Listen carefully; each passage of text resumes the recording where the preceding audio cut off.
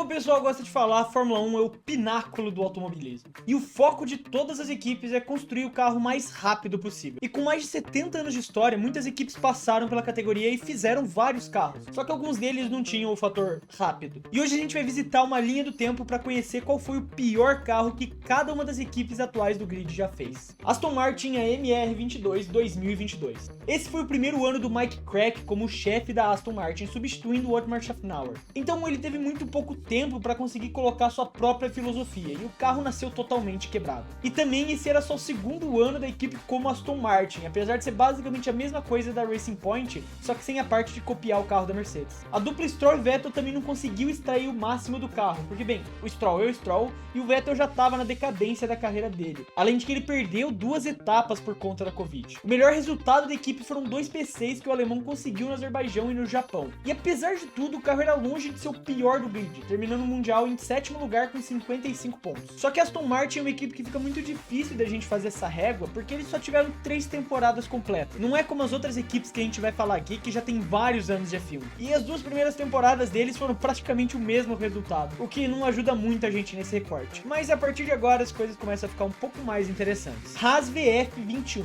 2021. A gente não precisa ir tão longe para conhecer o possível candidato a pior carro da era híbrida e se pá até do século. Comandados pela dupla Mick Schumacher e Nikita Mazepin, a Haas conseguiu um impressionante 0 pontos e a melhor colocação dele sendo um 12º lugar no GP da Hungria, a famosa strikeada do Bottas. Ou seja, eles ficaram em 12º numa corrida que 6 carros abandonaram na primeira volta e depois desclassificaram o Vettel, ou seja, basicamente o último lugar. 2021 foi um ano bem complicado para a Haas, porque 22 ia entrar o novo regulamento e a equipe do Gene Haas resolveu ignorar o carro de 21 e focar 100% no ano que vem. Só que também tinha um detalhe a mais. Ele cansou de despejar o próprio dinheiro para uma equipe que ficava em último toda a corrida e queria que o dinheiro agora viesse de fora. Então entraram os nossos queridos Schumacher e Mazepin com seus patrocínios gordos, principalmente o Mazepin. Sem falar que o carro era uma versão mal atualizada do de 2020, porque o foco era totalmente o regulamento de 22. E saiu esse troço branco aí. Uma máquina extremamente mal construída, pilotados por um novato e um cara que não conseguia ficar longe do muro. Uma frase que é aplicável para ambos os pilotos no caso. E como o projeto foi basicamente deixado de lado para focar no ano seguinte, nasceu um dos piores carros do século. Williams FW42 2019. Infelizmente essa parte ia chegar. A Williams já fez muito carro podre, principalmente nesses últimos anos. E o FW42 tem que estar no topo dessa lista.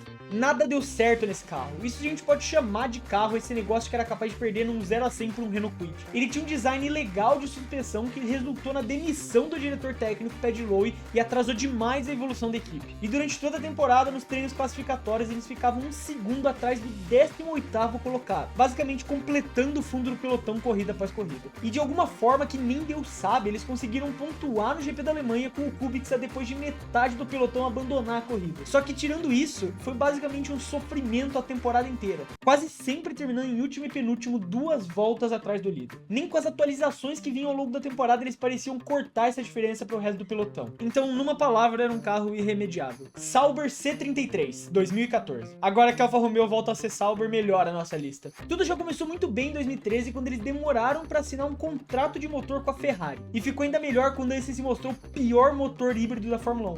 E a cereja do bolo dessa desgraça foi a Sauber fazer um carro que nasceu com 15 quilos acima do peso permitido. Ao longo da temporada eles também tiveram muitas dificuldades de encaixar o motor, o que só diminuía ainda mais a potência que ele conseguia gerar para o carro. Basicamente estava dando tudo errado para a Sauber. E isso gerou algo que é muito comum para a equipe até os dias de hoje: problema de confiabilidade. Pelo menos um dos carros deles abandonou em 10 das 19 corridas daquele ano, que fazia o já trabalho difícil desse carro horrível pontuar quase impossível. O Gutierrez e o Sutil conquistaram um total de 0 pontos e só não ficaram em último no Mundial porque a Caterham ainda existia e conseguia ser pior ainda do que a Sauber. Mercedes W2 2011. Com 8 títulos de construtores seguidos, fica fácil a gente cair em cima do W13 e do W14 como os piores carros da Mercedes. Mas a gente esquece que antes dessa dominância, a Mercedes construiu uns carros bem questionáveis. O W2 foi o 4º melhor carro de 2011 e terminava praticamente todas as corridas regularmente entre os 6 primeiros, mesmo sem nunca ter ido pro pódio. Só que ele era muito limitado por conta do conceito inicial. Assim como o Zero Pods, a Mercedes tem esse histórico de ser teimosa com o conceito mesmo quando ele não tá mostrando o resultado. E o carro de 2011 tinha um problema grave quando o tanque estava cheio,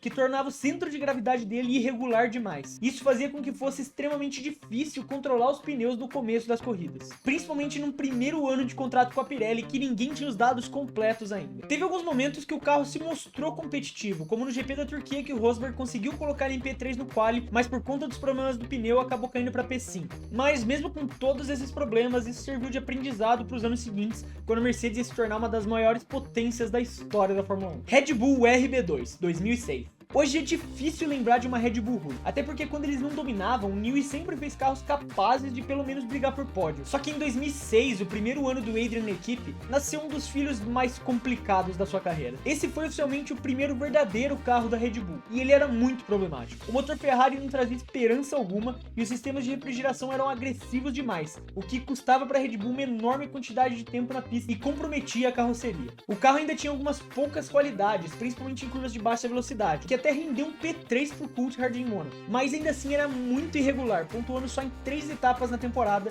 e rendendo um 7º lugar nos construtores, o que era longe das ambições da Red Bull, que decidiu trocar para os motores Renault em 2007, e o resto foi história. Toro Rosso STR1 2006. O mesmo ano do primeiro carro oficial da Red Bull foi quando surgiu a Toro Rosso, e como diz o ditado, filho de peixe, peixinho é. O carro também era tenebroso. A Red Bull assumiu a Minardi e transformou em sua equipe B, e o STR1 era basicamente o RB1, só que com algumas atualizaçõezinhas. E ele ainda se envolveu numa polêmica, porque eles herdaram os motores Cosworth V10 da Minardi, num regulamento que exigia motores V8. Isso porque o Paul Stoddart, que era o ex-dono da equipe, negociou uma permissão especial para continuar com o Cosworth V10 de baixo custo, com uma restrição de RPM, mesmo com as regras exigindo um V8. Isso porque era a única maneira da equipe continuar viva financeiramente falando. As equipes obviamente protestaram isso, mas logo passaram a nem se importar quando viram que o STR1 se mostrou ser disparado um dos piores carros do grid. Sem conseguir evoluir o motor com o carro do ano passado, eles fizeram só um ponto na temporada inteira e ficaram em 9º lugar,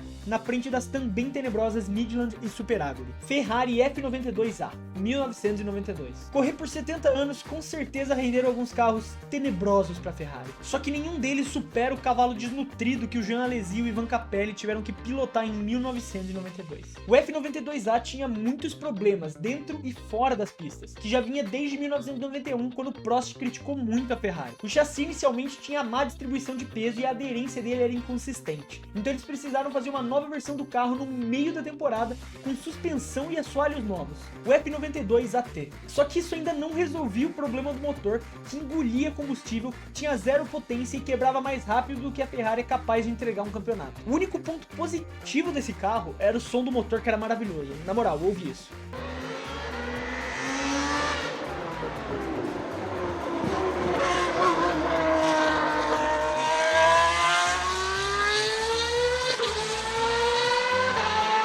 Só que esse motor era tão ruim que a Ferrari teve que voltar a usar a versão de 1991 a partir do GP do México. E por conta de umas corridas milagrosas do Alesi, eles ainda terminaram em 4º mundial, mesmo tendo abandonado 12 das 16 corridas com pelo menos um dos carros. Esse é definitivamente um dos anos da história da Ferrari que eles não querem nem lembrar do carro que construíram. McLaren M28, 1979. Passando anos no meio do pelotão, a McLaren conseguiu fazer uns carros bem questionáveis com a Honda, mas em 1979 eles se superaram. Às vezes as coisas dão tão errado que é melhor você simplesmente pegar o que você tem no meio do caminho e jogar fora. E foi exatamente isso que eles fizeram.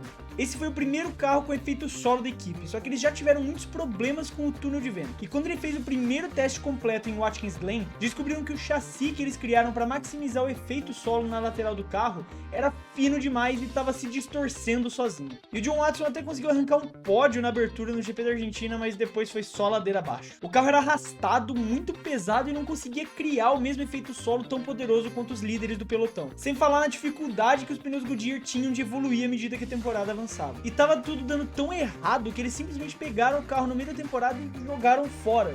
E fizeram o M29 para competir pelo resto do ano. Ainda era um carro medíocre, mas com certeza era melhor que aquele acatado de metal do M28. Renault RS1 1977. Nesse segmento eu queria botar a Alpine inteira, porque para mim essa equipe representa a mediocridade da Fórmula 1. Principalmente quando a gente olha o fato deles serem uma montadora, terem investimento pesado e uma estrutura de ponta. Mas ainda assim não conseguem nada melhor do que ficar no meio do pelotão. Bom, mas como a gente só pode escolher um carro, vamos de RS1. Quando eles estrearam na Fórmula 1 em 1977, tinham o apelido de bule amarelo. O carro sobreaquecia, parava de funcionar e simplesmente não era rápido. Eles ainda usaram o mesmo modelo para 1978 e não conseguiram marcar um mísero ponto até a 17ª corrida no GP dos Estados Unidos com o Jabuline. O problema é que mesmo que eles tivessem apresentado um motor turbo revolucionário para a época, eles não tinham nem a tecnologia nem o combustível suficientes para conseguir fazer essa máquina funcionar direito. Demorou muito tempo e eles gastaram muito dinheiro até finalmente começar a dar algum resultado. Além de uma parceria com a Elf, que também ajudou na parte tanto financeira quanto tecnológica. Só que eles ainda tinham muita dificuldade em conseguir manter a temperatura do combustível estável,